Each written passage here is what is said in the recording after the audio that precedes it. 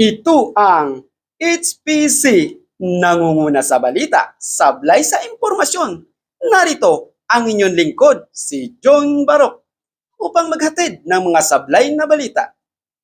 Bago tayo dumako sa ating mga balita, shoutout muna sa ating kaibigan na si Rose Channel at kay Pinay sa Canada SK.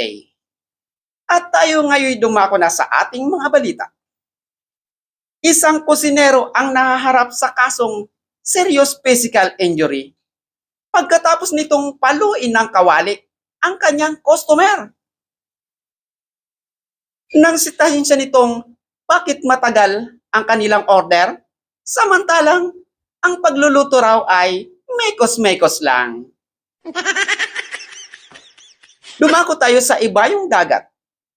Isang OFW ang excited nang umuwi ng Pilipinas upang mayakap ang kanyang 2 taong gulang na anak matapos ang kanyang 3 taong kontrata.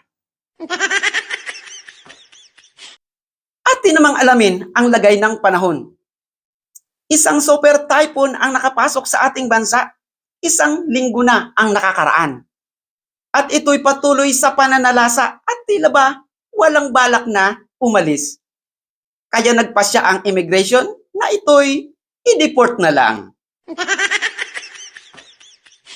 At dito na po nagtatapos ang ating mga balita.